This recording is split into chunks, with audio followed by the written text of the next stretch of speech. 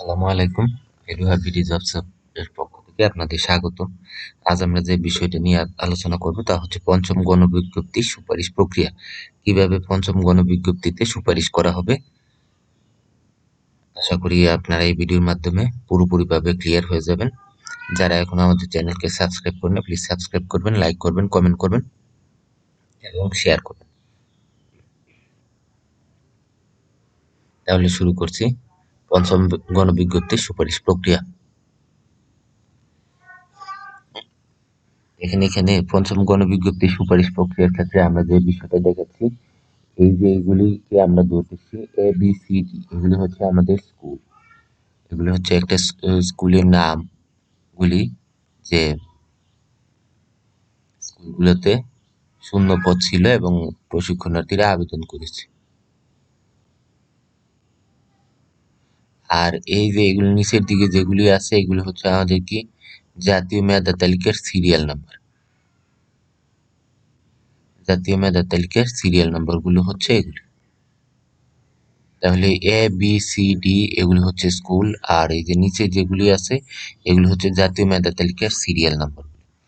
তাহলে এ প্রতিষ্ঠানে আপনার 1004, 560, 306, 10, 4956, 13 এবং 40 এই লোকগুলি কি করছে, সিরিয়াল নাম্বারধারী জাতীয় মেধা তালিকার সিরিয়াল নাম্বারধারী এই প্রতিষ্ঠানে কি করছে, আবেদন করছে।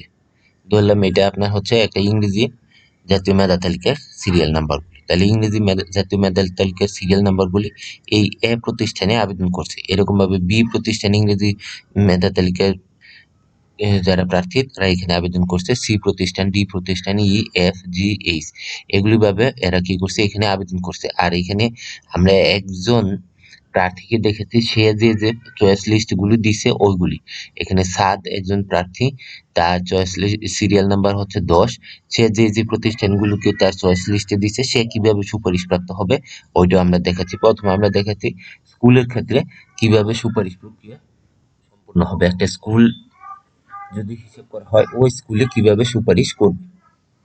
তাহলে এ স্কুলে আমরা যে প্রার্থীগুলো দেখতেছি তাদের মধ্যে দেখেন এখানে আছে সর্বনিম্নের মধ্যে আছে কত, 10, 13, 40। এরা হচ্ছে মেধা তালিকায় সবচেয়ে নিম্ন বলতে হচ্ছে সবচেয়ে সবচেয়ে বেশি মেধাবী আর কি। সিরিয়াল নাম্বারটা অনেক কম, বিধায় তাদের এখানে সুযোগটা কি বেশি থাকে। তাহলে এখানে দেখেন 306 এখানে কি হয়ে গেল, সুপারিশ প্রাপ্ত হয়ে গেল। তাহলে আপনাদের প্রশ্ন আসতে পারে 306 কিভাবে সুপারিশ প্রাপ্ত হলো, 10, 13 এবং 40 এরা কেন সুপারিশ প্রাপ্ত হয়নি। তাহলে এই বিষয়টা বোঝার জন্য আমাদের এই যে আর অন্যান্য স্কুলগুলোতে দেখতে হবে। অন্যান্য স্কুলগুলোর ক্ষেত্রে আমরা যদি দেখি, এই যে এখানে দেখেন এফ, আমরা এখানে লাল কালি যেগুলো দিয়ে রাখছি তারা হচ্ছে সুপারিশ প্রাপ্ত হয়েছে। এফ এর কি করছে, 10 তার প্রথম চয়েস দিয়েছিল এফ প্রতিষ্ঠানকে।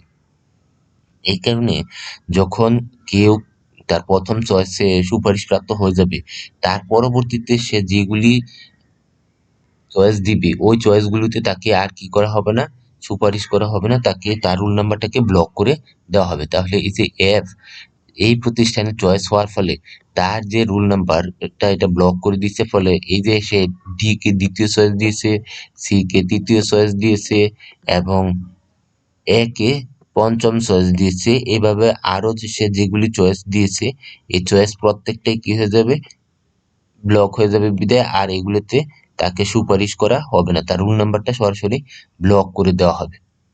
তাহলে আমরা দেখতে পেলাম যে 10 কিভাবে এখান থেকে বাদ পড়লো।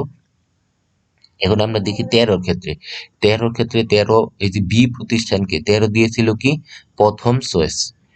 আর এইখানে চয়েসের ক্ষেত্রে তার যে বাকি যে যারা আছে তার সাথে এখানে 10 আগেই বাদ পড়ে গেছে, আর অন্য এরা তার সিরিয়ালের আগে না, বিদায় তাকে কি করা হয়েছে, এখানে আপনার সুপারিশ করে দেওয়া হয়েছে। ফলে 13 আর যে প্রতিষ্ঠানে চয়েস দিয়েছে ওই প্রতিষ্ঠান থেকে 13 কেও কি করা হয়ে যাবে, ব্লক করে দেওয়া হবে।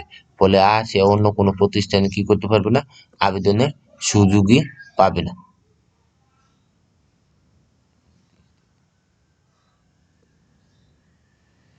তাহলে অন্যান্য প্রতিষ্ঠানে তাকে আবেদনের সুযোগই দেওয়া হবে না।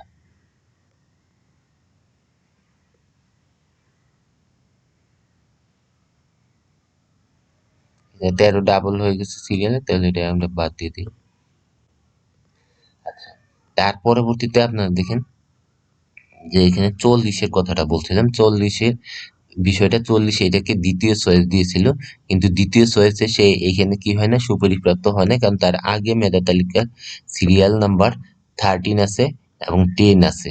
ফলে এই ক্ষেত্রে তার সুপারিশ পাওয়ার যোগ্যতা নাই। যদি 13 এবং 10 যদি অন্য কোনো জায়গায় আগে সুপারিশপ্রাপ্ত হয়ে যেত তাদের, তাহলে 40 এখানে সুপারিশ পাওয়ার সম্ভাবনা ছিল। আর 40 আবার অন্য জায়গায় যেখানে দিয়েছে 40 এটাকে দিয়েছে আপনার এই প্রতিষ্ঠানে, ডি প্রতিষ্ঠানে সে আবেদন করেছে। ধরলাম সে ডি প্রতিষ্ঠানে কত, এটাকে 5ম নাম্বারে সিরিয়াল দিয়েছে, মেধা চয়েস লিস্টে দিয়েছে, কিন্তু এখানে তার আগে আছে কি 10 এবং 26। 10 যেহেতু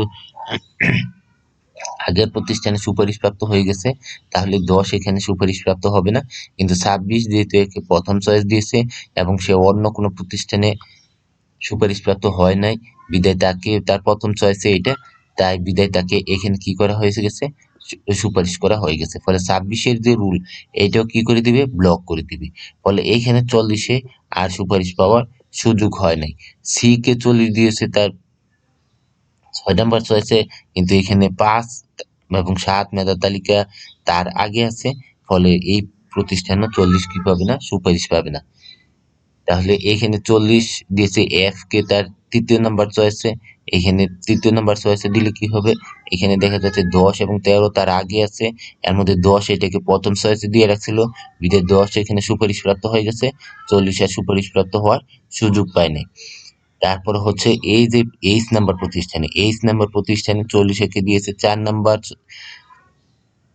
চয়েসে, এবং এক্ষেত্রে তার চাইতে আগে মেধা তালিকায় কেউ নাই, আছে 10 এখানে আছে, কিন্তু 10 আগে সুপারিশপ্রাপ্ত হয়ে গেছে, বিদায় এটাকে বাদ পড়ে গেছে। ফলে এইখানে 40 কি হয়ে যাবে, আপনার সুপারিশপ্রাপ্ত হয়ে যাবে, কারণ হচ্ছে তার চাইতে এখন আর মেধা তালিকা নেই। কারণ এখানে 10-এর যে রুল নাম্বার, এটা শোই করবে না ওই এই প্রতিষ্ঠানের ক্ষেত্রে, কারণ এই রুল নাম্বারটা অলরেডি ব্লক করে দেওয়া হয়েছে, ফলে 10 এই রুল নাম্বারটা এখানে শো করবে না। ফলে এই জায়গায় আপনার কি হয়ে যাবে, 40 দেখা যায় কি হয়ে যাচ্ছে, সুপারিশপ্রাপ্ত হয়ে যাচ্ছে। ফলে এই যে প্রতিষ্ঠানকে 40 দিয়ে রাখছিল কত, এ প্রতিষ্ঠানকে তার 7 নাম্বার চয়েসে, ফলে এই এ প্রতিষ্ঠানের 40 কে আর সুপারিশ করবে না, কারণ সে অলরেডি তার 4 নাম্বার যে চয়েস দিয়েছিল ওই চয়েসে সে কি হয়ে গেছে, সুপারিশপ্রাপ্ত হয়ে গেছে। ফলে তার পিছনের চয়েসগুলি আর দেখা হবে না। এইভাবে এখানে আপনার সি প্রতিষ্ঠানে 7 এবং 5 উভয় আবেদন করেছে, কিন্তু উভয় আবেদন করলে যেহেতু 5 এখানে সিরিয়াল, সরি, এখানে আবেদন করে রাখছে এবং 7-এর মেধা তালিকা 5-এর চাইতে বেশি, আর 5-এর মেধা তালিকা এখানে আগে আছে 7-এর চাইতে, বিদায় এখানে 5 আপনার কি হয়ে যাবে, সুপারিশপ্রাপ্ত হয়ে যাবে, আর মেধা তালিকায় হচ্ছে তার চাইতে কম পরিমাণে আছে। ফলে যার সিরিয়াল আগে থাকবে সেই কি হয়ে যাবে, সুপারিশপ্রাপ্ত হয়ে যাবে। সে এটাকে যদি 40 নাম্বার চয়েসও দেয়, কোনো সমস্যা নেই। যে মেধা তালিকার সিরিয়ালে এগিয়ে থাকবে সেই কি হবে, সুপারিশপ্রাপ্ত হবে। ফলে এখানে 7 একে প্রথম চয়েস দিয়েছে বিদায় যে 7 এখানে সুপারিশপ্রাপ্ত হবে তা না, এখানে 5 যদি একে 40 নাম্বার চয়েসেও দিত তাহলেও কি হয়ে যেত, 5 এখানে সুপারিশপ্রাপ্ত হয়ে যেত। কারণ হচ্ছে সম্পূর্ণ নির্ভর করে মেধা তালিকার সিরিয়ালের উপরে। অনেকে আপনারা বলেন যে আসলে নাম্বারের ভিত্তিতে এটা নির্ভর করে, আসলে নাম্বারের ভিত্তিতে নির্ভর করে না, আপনার মেধা তালিকায় সিরিয়ালে যার আগে থাকবে সেই এখানে সুপারিশপ্রাপ্ত হবে। ধরেন এই যে 7 এবং 5 উভয়ের কিন্তু একই নাম্বার, আপনার দেখবেন যে একই নাম্বারে অনেকগুলো 100, 150, 200 পর্যন্ত আপনার সিরিয়াল আছে। এখন এই জায়গায় যার আগে থাকবে, ধরেন উভয়ের ক্ষেত্রে আমরা ধরলাম যে উভয় কত, 70 নাম্বার পেয়েছে, উভয় কত পেয়েছে, 70 নাম্বার, তাহলে এইখানে যে 5 তার মেধা তালিকার সিরিয়াল আগে, বিদায় 5 কে আপনার সুপারিশ করবে। কারণ হচ্ছে দেখেন উভয় 70 নাম্বার যদি হয়, তাহলে এখানে কাকে সুপারিশ করবে, একই নাম্বারদের ক্ষেত্রে সুপারিশ করবে এই যে আপনার 5 কে, কারণ হচ্ছে তার সিরিয়াল আগে। আর যারা বলতেছেন যে নাম্বারের ভিত্তিতে মানে এই সুপারিশ করা হবে ওইটা ভুল, কারণ নাম্বারের ভিত্তিতেই তো আপনাকে জাতীয় মেধা তালিকা তৈরি করছে। তাহলে দুইবার কেন আপনার নাম্বার এন্ট্রি করবে? দুইবার নাম্বার এন্ট্রি হবে না, শুধু কম্পিউটার সফটওয়্যারকে দেখিয়ে দেওয়া হবে জাতীয় মেধা তালিকা। জাতীয় মেধা তালিকা দেখে ওই কম্পিউটার সফটওয়্যার কি করবে? সুপারিশ করবে। তাহলে এই ক্ষেত্রে আপনার পাস কি হয়ে যাবে? সুপারিশপ্রাপ্ত হয়ে যাবে। আবার ই প্রতিষ্ঠানকে ৭ আপনার দিয়ে রাখছে দ্বিতীয় চয়েসে, কিন্তু দ্বিতীয় চয়েসে দিয়ে রাখলে দেখা যাচ্ছে যে এখানে তার সাথে আর মেধাদারি পাস আছে, কিন্তু সে অলরেডি তার দ্বিতীয় চয়েসে সুপারিশপ্রাপ্ত হয়ে গেছে বিধায় পাস এখানে কি হয়ে যাবে? ব্লক হয়ে যাবে। ফলে এই প্রতিষ্ঠানের ৭কে কি করা হয়ে যাবে? সুপারিশ করা হয়ে যাবে। তারপরে এভাবে এখানে দেখেন ১০০ নাম্বারদারি যে আছে সিরিয়াল, তার চাইতে আর বেশি মেধাদারি এখানে নাই বিধায় ১০০ এখানে কি হয়ে যাবে? সুপারিশপ্রাপ্ত হয়ে যাবে। আর এই যে এখন আমরা দেখেছি পার্সোনাল সুপারিশের ক্ষেত্রে কিভাবে করবে। যখন পার্সোনাল সুপারিশে যে আবেদন করছি, যখন তার নাম রোল নাম্বার অনুযায়ী তাকে সার্চ করা হবে, তখন দেখা যাবে যে এই যে তার সিরিয়াল নাম্বার কত ছিল? ১০।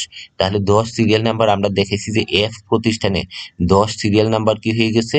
ব্লক হয়ে গেছে। তাহলে এই যে তার প্রথম চয়েসেই তাকে সুপারিশ করা গেছে, ফলে তার আর বাকি যে চয়েসগুলি আছে, এই বাকি চয়েসগুলি সম্পূর্ণভাবে কি হয়ে যাবে? ব্লক হয়ে যাবে। আর এই চয়েসগুলি কখন দেখবি না কম্পিউটার, এগুলো অলরেডি ব্লক করে দেওয়া হবে। আর যদি সে এ প্রতিষ্ঠানে না পাইতো, তাহলে এই যে আরো যে প্রতিষ্ঠানগুলি আছে সবগুলি প্রতিষ্ঠান ওয়ান বাই ওয়ান কি করতো? চেক করতো যে সে ওই প্রতিষ্ঠানগুলোতে সে সুপারিশপ্রাপ্ত হয় কিনা। যদি সে সি প্রতিষ্ঠানে সুপারিশপ্রাপ্ত হইতো, তাহলে সি এর পরের বাকিগুলা কি হয়ে যেত? ব্লক হয়ে যেত। ঠিক একইভাবে যে সিরিয়ালে সে সুপারিশ পাবে, যে চয়েসে সে সুপারিশ পাবে, তারপরে থেকে কি হয়ে যাবে? তাকে ব্লক করে দেয়া হবে। আশা করি আপনারা বুঝতে পারছেন ভিডিওটা, যে কিভাবে আপনার জাতীয় মেধা তালিকায় সুপারিশ করা হবে। প্রথমে হচ্ছে আপনার যে প্রার্থী, সে যে প্রতিষ্ঠানে আবেদন করছে, ওই প্রতিষ্ঠানে তার চাইতে যদি মেধাদারি কেউ না থাকে তাহলে তাকে সুপারিশ করবে, আর যদি তার চাইতে মেধাদারি থাকে তাহলে সে সুপারিশ পাবে না। আবার তার চাইতে মেধাদারি আছে কিন্তু ওই মেধাদারি অন্য কোনো প্রতিষ্ঠানে তার প্রথম দ্বিতীয় তৃতীয় চয়েসে কি হয়ে গেছে? সুপারিশ প্রাপ্ত হয়ে গেছে, তাহলে সে এই প্রতিষ্ঠানে আর সুপারিশ পাবে না। তারপরে দ্বিতীয় মেধা তালিকা যে থাকবে সিরিয়ালে, ওই সে সুপারিশ পাবে। তারপরে হচ্ছে এইখানে আমরা দেখেছি যে ইয়েস অপশনের মাধ্যমে কিভাবে সুপারিশ করবে। ইয়েস অপশনের ক্ষেত্রে আমরা এখানে দেখেছি A B C D E F G H I, এই প্রতিষ্ঠানগুলোর ক্ষেত্রে আমরা দেখেছি। এই প্রতিষ্ঠানগুলোর ক্ষেত্রে দেখেন এখানে এ প্রতিষ্ঠানে যারা আবেদন করেছে তারা সবাই কি করছে? অন্যান্য যে কোনো প্রতিষ্ঠানে কি হয়ে গেছে? সুপারিশ প্রাপ্ত হয়ে গেছে।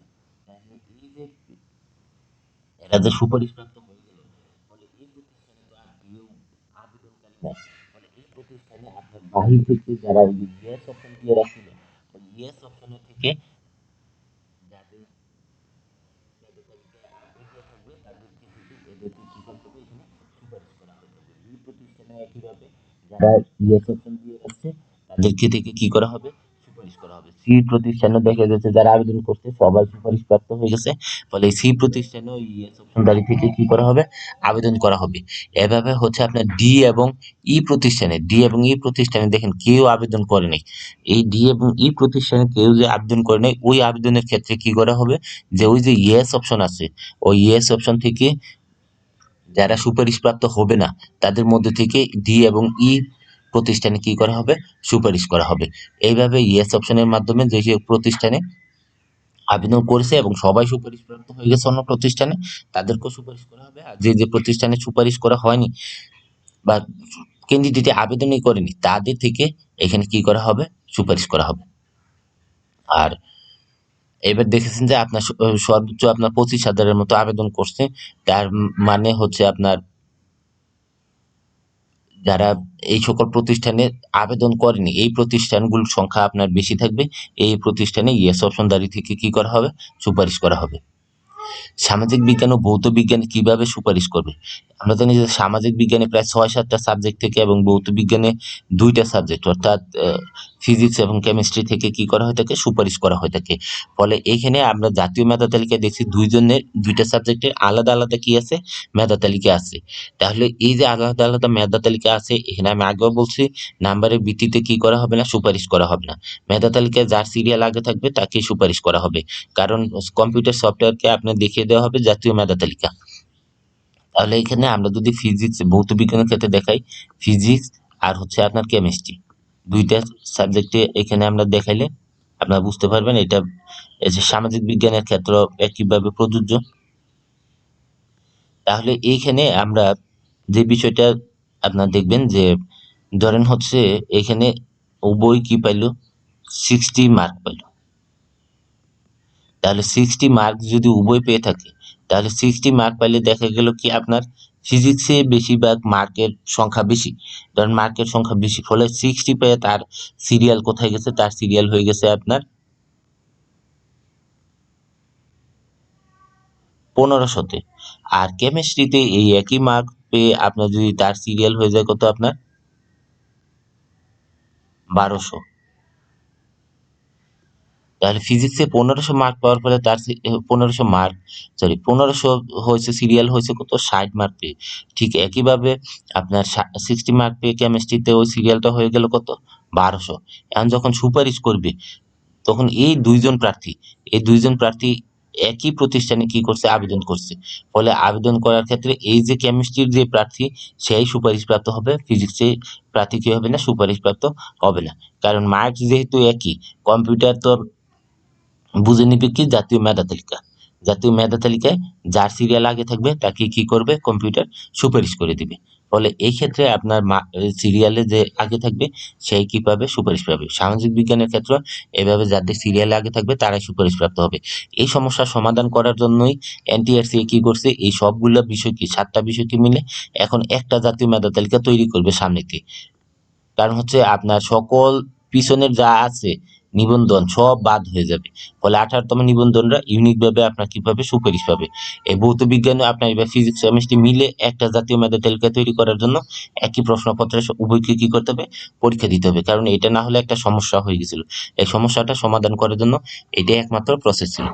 তো ধন্যবাদ সকলকে দীর্ঘ সময় ধরে আমাদের ভিডিওটা দেখার জন্য।